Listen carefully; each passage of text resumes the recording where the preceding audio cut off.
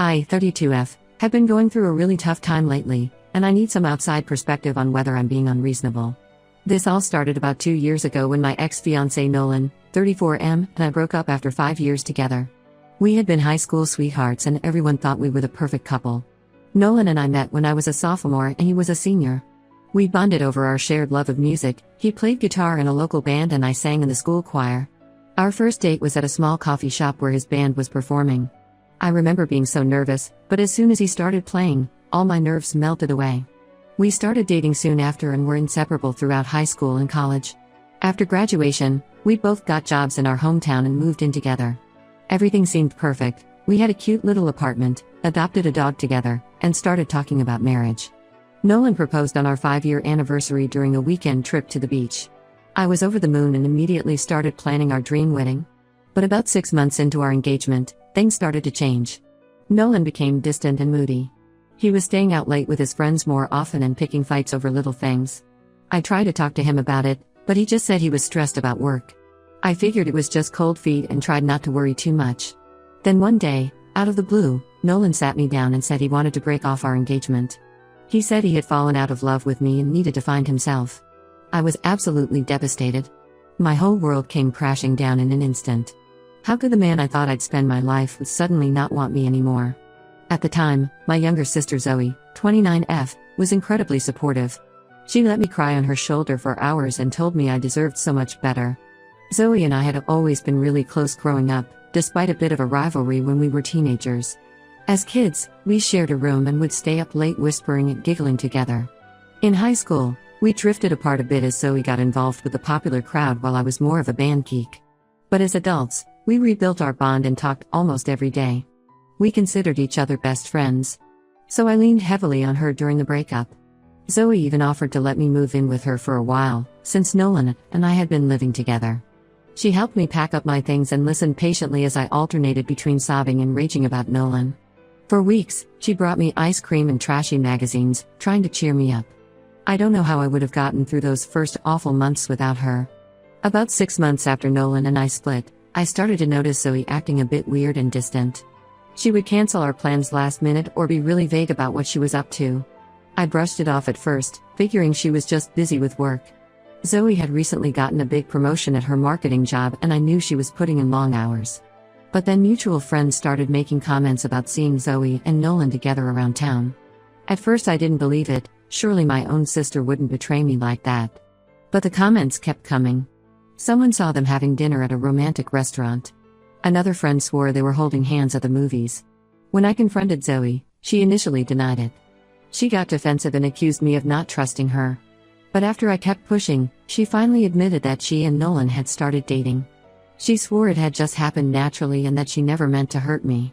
But I was too shocked and hurt to really process what she was saying. I was absolutely blindsided and felt so betrayed. How could my own sister do this to me? She knew how devastated I had been over the breakup. All those times she had comforted me and badmouthed Nolan, had she been lying? Had she been secretly happy about our breakup so she could swoop in? My mind was racing with awful possibilities. I told Zoe I never wanted to speak to her again and blocked her number. Our parents tried to mediate and get us to reconcile, but I refused.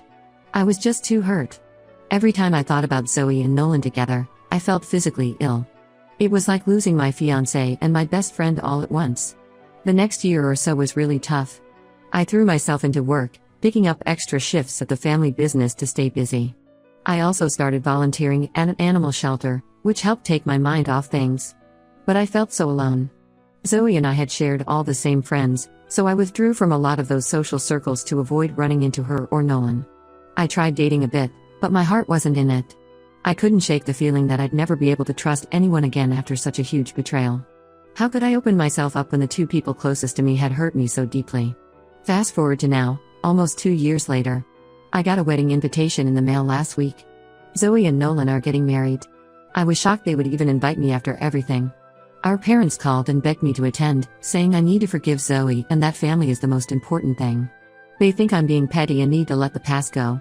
But I just can't bring myself to celebrate my sister marrying the man who broke my heart. The thought of watching them say vows and dance together makes me physically ill. Am I being unreasonable for refusing to go to the wedding? Should I try to forgive Zoe for the sake of family harmony? I'm so torn and could really use some outside perspectives. Some additional background: Zoe and I grew up in a small town where everyone knows everyone's business. Our parents run a successful local hardware store that's been in the family for generations. They've always been very image conscious and involved in the community. They're on the city council, volunteer at church, and basically know everyone in town. So they're mortified by the scandal of Zoe and I being estranged and worry what people will say if I don't attend the wedding. But I feel like they care more about appearances than my feelings. Growing up, our parents always pushed us to present a perfect image to the outside world. We had to get good grades, be involved in extracurriculars, volunteer, anything to make the family look good. There was a lot of pressure to live up to their expectations. I think that's part of why Zoe rebelled a bit as a teenager, while I was always the good girl trying to please everyone. Zoe has tried reaching out a few times over the past 2 years to apologize, but I've ignored her attempts. Part of me misses our friendship, but I just can't get past the betrayal. We used to be so close. We'd have sister nights with wine and rom-coms, go shopping together, call each other for advice about everything. Losing that bond has left a huge hole in my life. But every time I consider forgiving her, I remember how she lied to my face for months while secretly dating Nolan. Nolan hasn't reached out at all, which honestly hurts even more. It's like I meant nothing to him after 5 years together. We had talked about spending our lives together, having kids, growing old side by side. How could he throw all that away and move on so quickly with my sister of all people? Did he ever really love me at all? I know I probably need to move on eventually for my own peace of mind. But right now, the wound still feels so fresh. The idea of putting on a happy face at their wedding and pretending everything is fine makes me want to scream. I'd have to watch them pledge their love to each other, knowing that their relationship started with lies and betrayal. I'd have to smile for photos and make small talk with guests who all know the gossip about what happened. Just thinking about it gives me anxiety. Am I justified in skipping the wedding and maintaining no contact? Or am I being petty and need to suck it up for the sake of family? I feel like I'm going crazy with all the pressure from my parents to forgive and forget. But I also worry that if I don't try to reconcile now, I'll regret it later. I just don't know what to do and could really use some outside advice. Update 1. Thank you all for the supportive comments on my last post. I really appreciated the validation that I'm not crazy for feeling hurt and betrayed.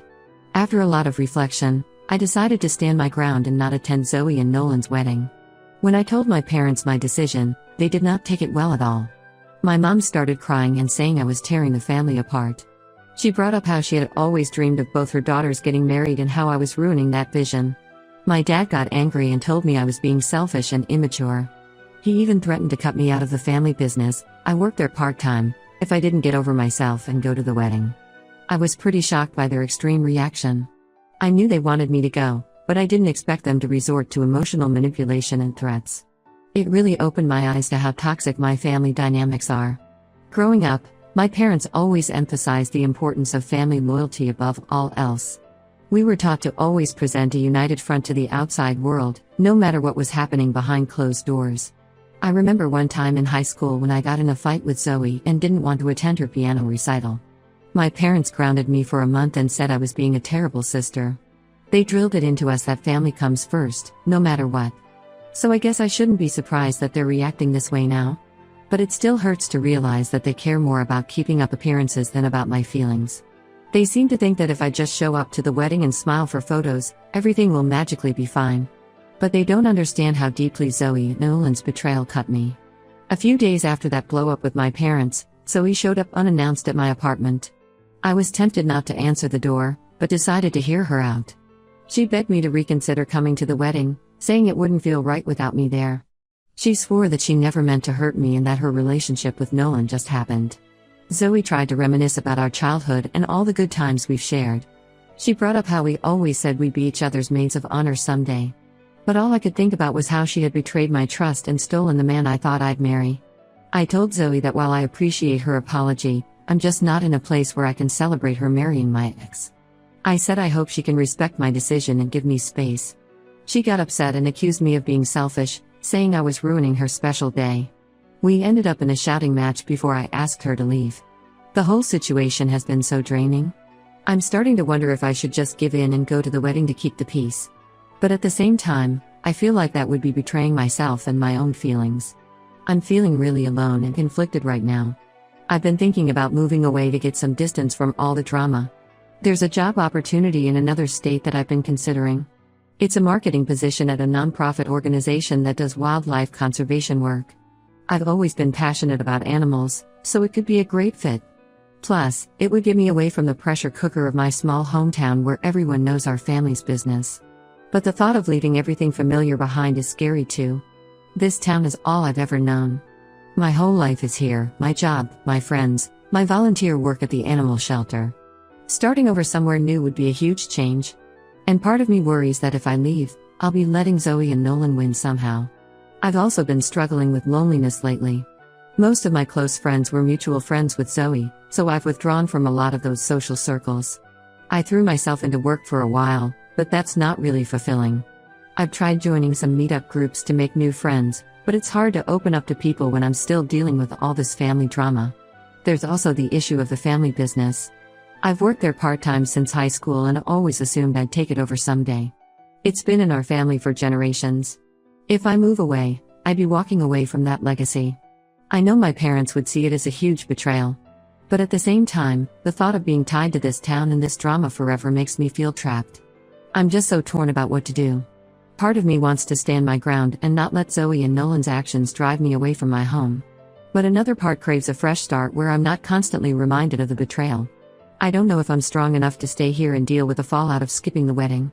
Has anyone else dealt with family estrangement? How did you handle the pressure to reconcile before you were ready? I could really use some advice on setting boundaries and taking care of my own mental health in all of this. I feel like I'm at a crossroads and whatever I decide will shape the course of my life going forward. Update 2, things have escalated even further since my last update. I thought long and hard about the job opportunity in another state and decided to go for it. I figured some distance would be good for my mental health and help me get a fresh perspective. When I told my parents about my plans to move, they completely flipped out. My dad accused me of abandoning the family and said I was ungrateful after everything they've done for me. He brought up how they had paid for my college education and helped me get established in my career. My mom guilt-tripped me, saying I was breaking her heart and that she'd never forgive me if I moved away. Their reaction just reinforced that I'm making the right decision in leaving. I realized how enmeshed and codependent our family dynamics are. It's not healthy for grown adults to try to control their children's lives like this. I spent the next few weeks quietly making arrangements for the move. I gave notice at work, started packing up my apartment, and made plans to rehome my pets with a friend temporarily until I got settled in the new city. It was bittersweet going through all my belongings and deciding what to keep or donate. So many things held memories of my life with Nolan or times with Zoe. But it also felt cathartic, like I was shedding my old life to make room for something new. Word spread quickly through our small town that I was leaving. I got a lot of concerned calls and messages from family friends asking if everything was okay. It was awkward trying to explain the situation without badmouthing Zoe or airing all our family's dirty laundry. I mostly just said I was pursuing a new job opportunity and needed a change of scenery. The day before I was set to leave town, Zoe and Nolan ambushed me at my apartment. They said they'd heard I was moving and wanted to clear the air before I left. Nolan actually had the nerve to say he hoped we could all be friends again someday. I lost my temper and told them both exactly what I thought of their actions and their upcoming marriage. I unleashed all the hurt and anger I'd been holding back for the past 2 years. I told Zoe she was a terrible sister for betraying me like that. I reminded Nolan of all the promises he had made about our future together and asked how he could throw that away so easily. I said I hoped they'd be very happy together, but that I wanted nothing to do with either of them ever again. Zoe started crying and Nolan got defensive. He said I was being dramatic and needed to let the past go. That just made me even angrier. I ended up telling them to get out and that I never wanted to see or speak to either of them again. After they left, I broke down sobbing. It was like reliving the pain of their betrayal all over again. But I also felt a strange sense of relief at finally expressing my true feelings instead of trying to keep the peace. I spent my last night in town saying goodbye to a few close friends who had stuck by me through everything. We reminisced about old times and they wished me well in my new adventure. It was bittersweet, but I felt a spark of excitement about the future for the first time in a long while. As I drove out of town the next morning, I felt a mix of sadness and hope. I was leaving behind the only home I'd ever known, along with a lot of painful memories. But I was also driving towards a fresh start and the chance to build a life on my own terms. I'm more certain than ever that moving away is the right call. I'm looking forward to exploring a new city, throwing myself into my new job, and hopefully making some new friends. It won't be easy starting over, but I think it's necessary for my healing process.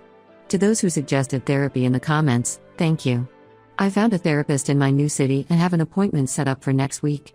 I'm hoping it will help me process everything and learn to set healthier boundaries. Thank you all for your support through this difficult time. It's meant more than you know. I'll try to update again once I'm settled in my new home. Update 3. It's been about 6 months since I moved away, and I wanted to give a final update. The distance has given me a lot of clarity and perspective on the whole situation with my family. The first few weeks in my new city were pretty challenging. I felt lonely and overwhelmed, doubting my decision to leave everything familiar behind. But as I settled into my new job and started exploring the area, things slowly got better. My coworkers have been really welcoming, and I've even made a few friends through a local hiking group. I've been seeing a therapist regularly and it's been incredibly helpful. We've been working through my feelings about Zoe and Nolan's betrayal, as well as unpacking some of the unhealthy family dynamics I grew up with. I'm learning to set boundaries and prioritize my own well-being. I did end up missing Zoe and Nolan's wedding. My parents tried calling and guilting me into flying back for it, but I stood firm. From what I heard through mutual friends, the wedding was a bit of a disaster. Apparently there was a lot of family drama and people gossiping about my absence. Part of me feels guilty for causing a rift, but I know attending would have been worse for my mental health. I haven't had any direct contact with Zoe or Nolan. My parents still try to pressure me into reconciling, but I've made it clear that I'm not interested in a relationship with either of them right now. Maybe someday that will change, but for now I'm focusing on healing. The new job is going well. It's challenging work, but I find it really fulfilling. I'm learning a lot about wildlife conservation and feel like I'm making a difference. My boss has even hinted at a potential promotion coming up. I'm slowly building a life for myself here. I've joined a book club and started taking a pottery class. I've even gone on a few dates, though nothing serious yet. For the first time in a long time, I feel like I can breathe and just be myself without all the family pressure. That's not to say everything is perfect. I still have moments of sadness and anger over everything that happened. Sometimes I miss my old life and the closeness I used to have with Zoe. The holidays were especially tough being away from family. But overall, I'm in a much better place mentally and emotionally. Moving away was absolutely the right decision for me. I've started thinking about my long-term future here. I'm considering buying a house instead of renting. I might even adopt a dog. I've really missed having a pet.